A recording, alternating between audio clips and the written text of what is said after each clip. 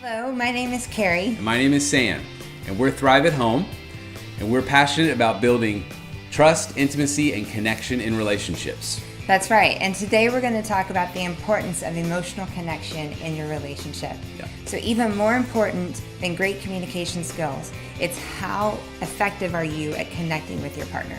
All right, thank you for continuing to join us here on Connection Busters. And this Connection Buster for me is trying to control a conversation. So when one person is trying to get the other person to think a certain way or trying to kind of, in a sense, manipulate a situation, I just see couples like, dink! Like there is, because the person who's trying to be in control will often just kind of unplug and check out.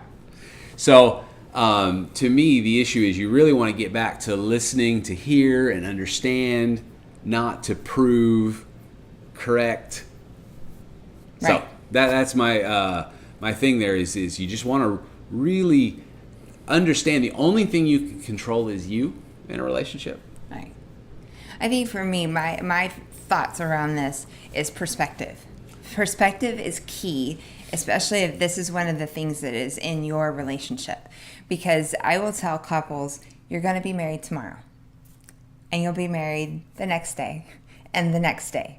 And so taking a step back and learning how to have a conversation for the sake of understanding instead of for the sake of proving your point or getting to a yes that's all one directional will not serve your relationship well.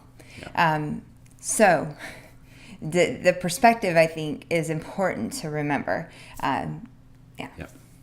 Yeah, it's good. So perspective and for me, it's that perspective is, again, it's back to that we're on the same team, but I'm not trying to manage you.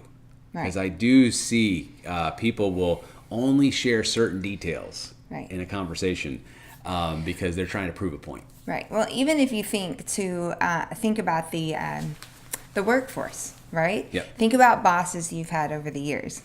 Which ones do you perform better for and put out more work and better work for? Usually it's the boss that allows you to have some input into whatever project you're working on, or gives you a free rein, or comes around and just says, hey, recognizes you for what you've done and even shouts it out to the rest of the team. It's like, man, I really appreciate how, Johnny over there really stepped up his game and came to the meeting prepared and with great ideas. I mean, there's something inside of you that makes you want to put out your best. Yeah. As opposed to the bosses that are more the slave drivers, which we've all probably had one or two of those. But you just feel so demeaned, and you keep going into work and only doing the minimum. What is the minimum I have to do? What does my job description say? I do, and then you do nothing else. It's the same sort of thing in marriage. Your marriage will not flourish and grow, and both of you feel like you're contributing and rising to the occasion when one or the other of you has that manipulative conversation going. Yeah.